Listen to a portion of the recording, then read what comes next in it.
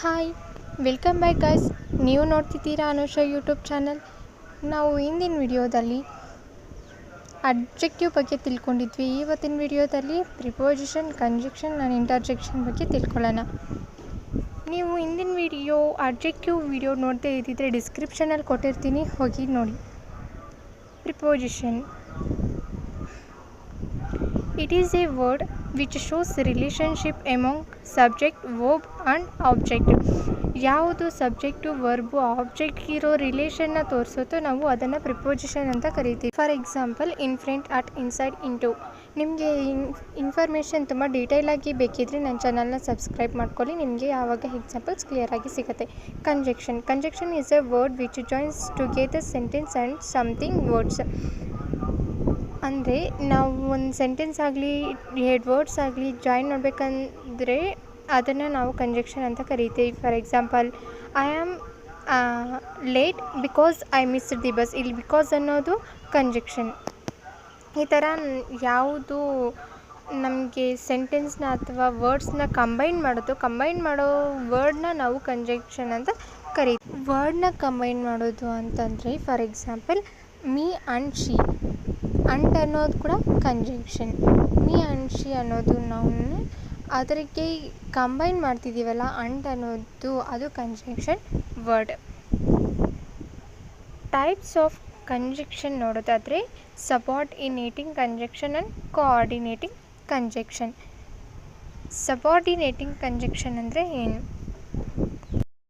It joins a clause to another on which depends for its complete meaning.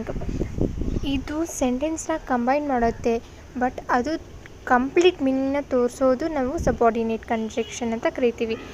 Example, since 5 years I was living in Bangalore. ಇಲ್ಲಿ since ಅನ್ನೋದು ನಮಗೆ complete meaning ತೋರಿಸುತ್ತೆ.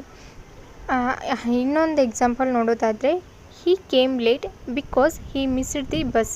ಇಲ್ಲಿ because ಅನ್ನೋದು ಕೂಡ complete meaning ತೋರಿಸ್ತಿದೆಯಲ್ವ ನಮಗೆ, ಅದಕ್ಕೆ ಇದನ್ನೇ ಸಬಾರ್ಡಿನೇಟ್ ಕಂಜಂಕ್ಷನ್ ಅಂತ ಕರಿತೀವಿ. ಯಾವುದು ನಮಗೆ ಕಂಪ್ಲೀಟ್ ಮೀನಿಂಗ್ ತೋರಿಸೋದು ಅದು ಸಬಾರ್ಡಿನೇಟ್ ಕಂಜಂಕ್ಷನ್. ನಾವು ಸೆಕೆಂಡ್ ಒನ್, ಕೋಆರ್ಡಿನೇಟಿಂಗ್ ಕಂಜಂಕ್ಷನ್.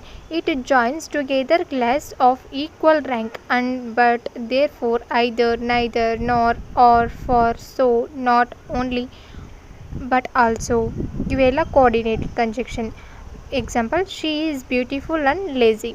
ಇಲ್ಲಿ ಅಂಡ್ ಲೇಝಿ ಇದು ಕಂಪ್ಲೀಟ್ ಮೀನಿಂಗ್ ತೋರಿಸ್ತಾ ಇಲ್ಲ, ಜಸ್ಟ್ ಅದನ್ನು ಜಾಯಿನ್ ಮಾಡಿದೆ ಅಷ್ಟೇ. ಈ ಥರ ಜಾಯಿನ್ ಮಾಡೋದನ್ನ ನಾವು ಕೋಆರ್ಡಿನೇಟಿಂಗ್ ಕಂಜಂಕ್ಷನ್ ಅಂತ ಕರಿತೀವಿ. ಇನ್ನೊಂದು ಎಕ್ಸಾಂಪಲ್ ಆದರೆ, me and she are close friends ಅಂತ. And, so, but, not only, and also ಇಂಥವೆಲ್ಲ ಕೋಆರ್ಡಿನೇಟಿಂಗ್ ಕಂಜಂಕ್ಷನ್ ಅಂತ ಕರಿತೀವಿ. Now coming to the last one, interjection, which is the eighth in the parts of speech. An interjection is a word which expresses some sudden and strong feelings. ಅಂದರೆ ಸಡನ್ನಾಗಿ feel ಆಗೋದು ನಮಗೆ ಅದನ್ನು interjection ಅಂತ ಕರಿತೀವಿ. For example, Eureka, ಹಲಾಸ್, ಹರೆ, ಹೋ, wow ಇವೆಲ್ಲ ನಮಗೆ ಇಂಟರ್ಜೆಕ್ಷನ್ ಅಂತ ಹೇಳ್ತೀವಿ. ಇವಾಗ ನಾವು ಏನೋ ಹುಡುಕ್ತಾ ಇರ್ತೀವಿ ಅನ್ಕೋ, ಅದು ತುಂಬ ಜಾಸ್ತಿ ಹೊತ್ತಿಗೆ ಸಿಕ್ಕಿದ್ರೆ ಯುರೇಕಾ ಅಂತ ಕಿರ್ಚ್ತೀವಿ. ಅಂದರೆ ನನಗೆ ಸಿಕ್ತು ಅಂತ ಅರ್ಥ. ಇವಾಗ for example, wow what A beautiful palace. ನಾವು ಒಂದು ಪ್ಯಾಲೇಸ್ನ ನೋಡಿದ್ರೆ ನಮಗೆ ವಾವ್ ಅಂತ ಸಡನ್ ಫೀಲಿಂಗ್ ಬರುತ್ತಲ್ವ, ಅದನ್ನು ನಾವು ಇಂಟರ್ಜೆಕ್ಷನ್ ಅಂತ ಕರಿತೀವಿ.